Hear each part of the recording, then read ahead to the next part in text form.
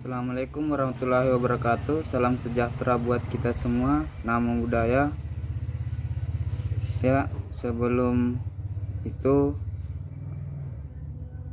alangkah lebih baiknya kita panjatkan puji syukur kehadirat Tuhan Yang Maha Esa, di mana sampai saat ini kita diberikan sebuah kenikmatan, yaitu nikmat iman dan nikmat kesehatan. Tak lupa pula kita haturkan sholawat serta salam kepada Nabi Allah Muhammad sallallahu alaihi wasallam. Ya, jadi tujuan dari pembuatan video ini yaitu demi untuk memenuhi tugas final mata kuliah berpikir sistem. Ya, sebelum melangkah lebih jauh, saya perkenalkan diri saya, yaitu nama saya Asbar Asis, NIM 170240517, kelas 7B Agribisnis, mata kuliah berpikir sistem, dosen pengampu Dr. Marlina Bakri, SPD MPD. Ya, agar waktu yang kita pergunakan lebih efisien, yaitu langsung saja saya masuk ke dalam materi. Adapun pembahasan materi pada kesempatan kali ini yaitu pertama dinamika sistem, kemudian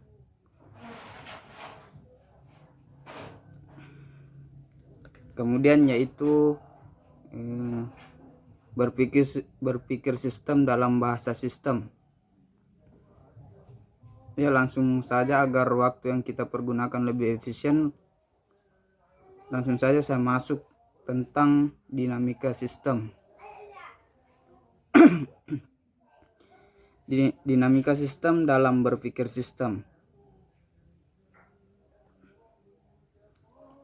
Adapun pokok pembahasan dalam dinamika sistem dalam berpikir sistem yaitu pertama, pengertian dinamika sistem itu sendiri, kedua, tujuan dinamika sistem, ketiga, metodologi penerapan dinamika sistem, keempat, metode dinamika sistem.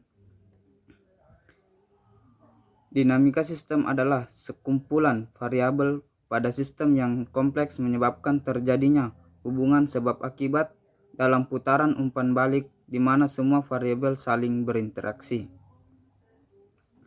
Adapun tujuan dari dinamika sistem itu sendiri yaitu membantu seseorang memahami struktur sistem yang kompleks sehingga dapat memperkirakan kapan harus melakukan intervensi dan dapat memastikan perilaku struktur sistem agar cocok dengan tujuan akhir. Adapun menurut dari Peter M. Senge dalam buku The Fifth Discipline, ada 5 tahapan metodologi dinamika sistem, yaitu pertama, menyusun penstrukturan masalah, kedua, menyusun model putaran sebab akibat, ketiga, menyusun model dinamik, keempat, penyusunan model dan perencanaan skenario, kelima, melakukan pembelajaran organisasi dan implementasi. 4 metode yang sering digunakan untuk mendukung berbagai tahapan metodologi dinamika sistem adalah: pertama, huruf rangkap bertanda atau diagram putaran sebab akibat.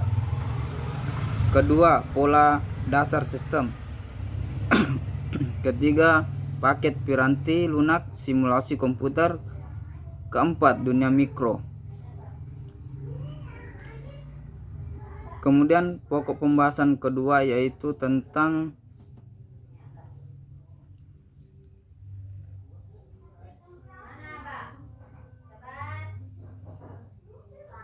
berpikir sistem dalam bahasa sistem. Adapun sub pembahasan dari berpikir sistem dalam bahasa sistem yaitu pertama, kita membahas tentang pengertian sistem, kedua, apa itu bahasa berpikir sistem, ketiga, apa itu penguatan, penyimbangan dan penundaan.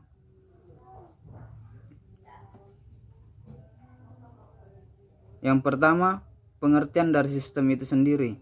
Sistem adalah sebuah objek analisa yang memiliki komponen atau bagian yang saling berinteraksi dalam suatu aturan tertentu untuk mencapai sebuah tujuan. Jadi sistem sebenarnya adalah sebuah kelompok yang ketika bekerja seperti seharusnya akan memiliki ciri sistem yang berbeda. Dan ciri-ciri komponen-komponen pembentuknya, tidak semua kelompok adalah sistem, terutama jika tidak ada ciri khas yang baru muncul ketika kelompok-kelompok bekerja.